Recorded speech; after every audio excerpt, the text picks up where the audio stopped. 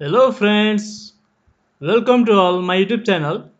Today we will discuss about physics past question of IU entrance which is equally important for KU entrance and IM entrance. Question first हेरौँ त के भनेको छ हाम्रो during projectile motion the quantities that remains unchanged are option first मा के छ force and vertical velocity, acceleration and horizontal velocity, kinetic energy and acceleration and momentum. यहाँ हामीले के सोधेको छ क्वेशन फर्स्टमा रिमेन्स अनचेन्ज है क्वेशन राम्ररी पढ्नु होला धेरैले मिस्टेक गरिरहन्छ क्वेसनमा पढ्न त्यो क्वेशन राम्ररी पढ्नु रिमेन्स हामीले के भन्छ अनचेन्ज भन्छ है अब हेरौँ त मैले यहाँ के लेखेको छु during projectile motion the vertical velocity changes है ड्यु टु विच मोमेन्टम र काइनेटिक इनर्जी के हुन्छ त्यो नि चेन्ज हुन्छ यो कुराहरू सोधिरहेको हुन्छ मैले यहाँ लेखिदिएको छु राम्ररी है तपाईँहरू हेर्नु होला राम्ररी प्रोजेक्टाइल मोसन के हुन्छ भर्टिकल्ली भेलोसिटी चेन्ज हुन्छ र मोमेन्टम र काइनेटिक इनर्जी पनि के हुन्छ चेन्ज हुन्छ है अब हेरौँ in case of projectile motion horizontal velocity र एक्सेलरेसन हाम्रो के हुन्छ कन्स्ट्यान्ट हुन्छ त हाम्रो अप्सन के हुन्छ बी नम्बर हुन्छ हाम्रो प्रोजेक्टाइल मोसनमा कन्स्ट्यान्ट के हुन्छ त्यो सोधेको छ रिमेन्स अनचेन्ज भनेको कन्स्ट्यान्ट हो हैन हाम्रो के एन्सर हुन्छ हाम्रो एक्सेलरेसन र होरिजोन्टल भेलोसिटी के हुन्छ कन्स्ट्यान्ट हुन्छ र हाम्रो मेकानिकल इनर्जी के हुन्छ कन्स्ट्यान्ट हुन्छ हेर्नु त यहाँबाट हामीले दुई तीनवटा क्वेसनहरु यहाँबाट निस्किन्छ हो के हेर्नु त यो सबै कुराहरु तपाईहरुले याद गर्नु होला मैले यहाँ राम्ररी लेखिदिएको छु अनि हाम्रो यसको एन्सर कति हुन्छ option number B acceleration and horizontal velocity है अब हामी क्वेसन सेकेन्ड जाउँ त which of the following thermometer is used to measure very high temperature हाम्रो अप्सनमा के छ gas thermometer thermocouple thermometer pyrometer resistant thermometer हामीले यहाँ के सोधेको छ thermometer is used to measure very high temperature है भेरी हाई टेम्परेचर सोधेको छ हाम्रो कुन थर्मोमिटर यो हाम्रो युज हुन्छ यहाँ अब हेरौँ त हाम्रो थर्मोकपल थर्मोमिटर भनेको के हो is formed by joining two dissimilar metals two dissimilar metals है and kept at different temperature and used for measuring rapidly changing temperature यो हाम्रो थर्मोकपल मेजर केमा गर्छ ऱ्यापिडली चेन्जिङ टेम्परेचर यो हाम्रो थर्मोकपल सोध्यो भने हाम्रो के हुन्छ मेजरिङ ऱ्यापिडली चेन्जिङ टेम्परेचर है इम्पोर्टेन्ट कुरा छ यिनीहरू हाम्रो यहाँ के सोधेको छ भेरी हाई टेम्परेचर हामी भेरी हाई टेम्परेचरमा के हुन्छ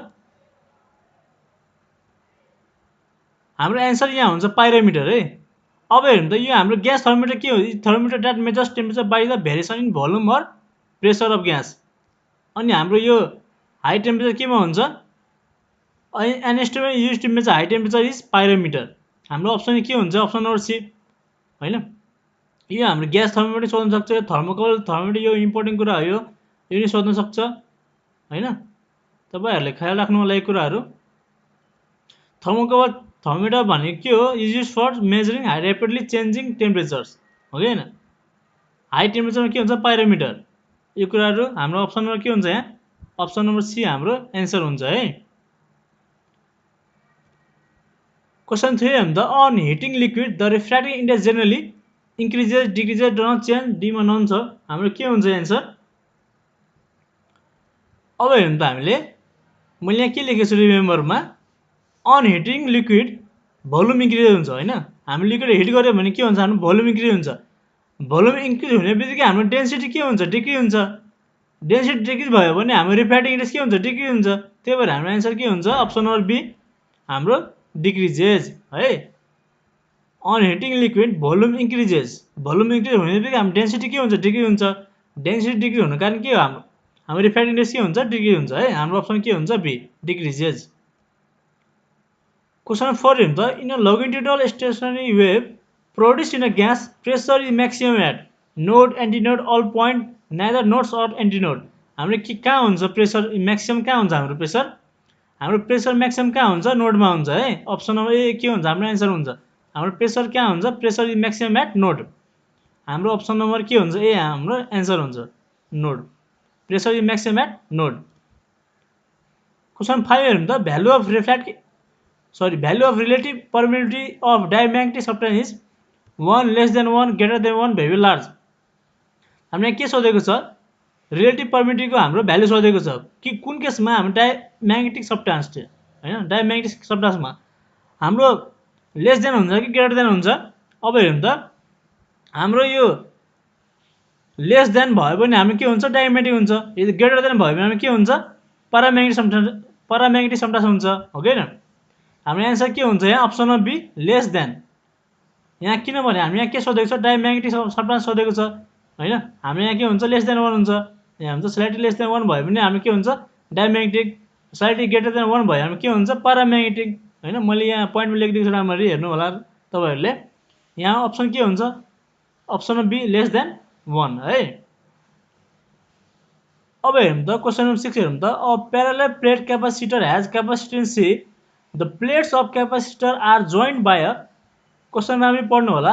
यहाँ के भनेको छ are joined by a conducting wire then capacitance becomes हेरौँ है C two C upon two infinite. हाम्रो एन्सर हाम्रो अप्सन दिएको छ हाम्रो के हुन्छ अब parallel plate capacitor has capacitance C दिएको छ तर the parallel plates of capacitor are joined by a conducting wire हो कि हैन। हाम्रो यहाँ क्यापेसिटेन्स सोधेको छ कति हुन्छ हाम्रो इन्फिनिटी हुन्छ किनभने हेरौँ त capacitance become infinity due to application of conducting wire on the plates of parallel plate capacitor. हाम्रो यहाँ के भएको छ जोइन्ट बाई कन्डक्टिङ वायर हुने बित्तिकै हाम्रो एन्सर के हुन्छ इन्फिनिटी हुन्छ। यो कुराहरु ख्याल राख्नु होला। हाम्रो एन्सर कति हुन्छ अप्सन नम्बर डी इन्फिनिटी है। क्वेशन 7 हेरौँ त which of following phenomena support the quantum nature of light. अब हेर्नु त यो धेरै पल्ट तपाईहरुले सोधेको क्वेशन हो। यो तपाईहरुले आइएममा पनि धेरैपल्ट सोधेको छ, केयुमा पनि धेरैपल्ट सोधेको छ। यो हाम्रो आइएममा पनि धेरैपल्ट सोधिरहन्छ यस्तो क्वेशनहरु। यहाँ interference diffraction polarisation photoelectric effect. अब हेर्नु त मैले यहाँ पोइन्ट लेखेको छु photoelectric effect explain the quantum nature of light. हाम्रो एन्सर के हुन्छ फोटोइलेक्ट्रिक इफेक्ट तर इन्टरफेरेन्स डिफ्र्याक्सन पोलराइजेसन हाम्रो के हुन्छ explain the wave nature of light. यो पनि सोधिरहन्छ है। यो कुरा याद गर्नु हो तपाईहरुले। हाम्रो इन्टरफेरेन्स डिफ्र्याक्सन र पोलराइजेसन हाम्रो के एक्सप्लेन गर्छ वेभ नेचर अफ लाइट र फोटोइलेक्ट्रिक इफेक्ट के गर्छ हाम्रो क्वान्टम नेचर अफ लाइट है। हाम्रो एन्सर कति हुन्छ option number D photoelectric effect. के गाह्रो भयो कमेन्ट गर्नु होला। Which is scalar quantity temperature gradient intensity of magnetization intensity of radiation current density. अब हेर्नु त हाम्रो टेम्परेचर ग्रेडियन्ट के हो हाम्रो ग्रेडियन्ट भनेको छ हाम्रो भेक्टर क्वान्टिटी हो कि हैन। इन्टेन्सिटी अफ म्याग्नेट के हाम्रो यो पनि हाम्रो भेक्टर क्वान्टिटी हो। करेन्ट डेन्सिटी के हाम्रो भेक्टर क्वान्टिटी हो। हाम्रो बाँकी कुन बच्यो इन्टेन्सिटी अफ रेडिएसन। यो हाम्रो यहाँ हाम्रो के हुन्छ intensity of radiation has only magnitude. त हाम्रो यहाँ के हुन्छ अप्सन नम्बर सी हाम्रो के हुन्छ answer it has only scalar it is scalar quantity किनभने हाम्रो म्याग्निट्युड मात्र हुन्छ यहाँ डाइरेक्सन हुँदैन। त अप्सन नम्बर सी हाम्रो के हुन्छ एन्सर हुन्छ which is scalar quantity intensity of radiation है। The velocity of falling rain drop attains limiting value because of thrust surface tension air current viscous force exerted by air. हाम्रो answer यहाँ के हुन्छ option number D के हुन्छ हाम्रो answer हुन्छ viscous force exerted by air है।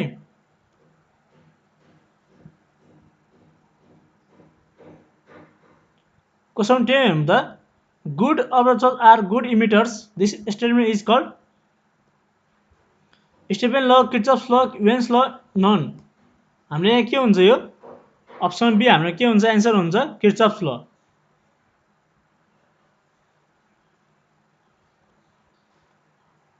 के गाह्रो भएको बेला कमेन्ट गर्नु होला। यदि भिडियो मन परेन च्यानल सब्स्क्राइब गरिदिनु होला, लाइक गरिदिनु होला, सेयर नि गरिदिनु होला। अब म अझै पार्ट 2 म पास्ट क्वेशनहरु बनाउने गर्छु। यो धेरै नै इम्पोर्टेन्ट हुन्छ तपाईहरुको आयु केयु र फुलचोक र तपाईको यो एमबीबीएस एक्जाम पनि इम्पोर्टेन्ट कुराहरु छ। यिनी सबै पास्ट क्वेशनहरु छ सोलुसन। आजको लागि यति नै। Thank you.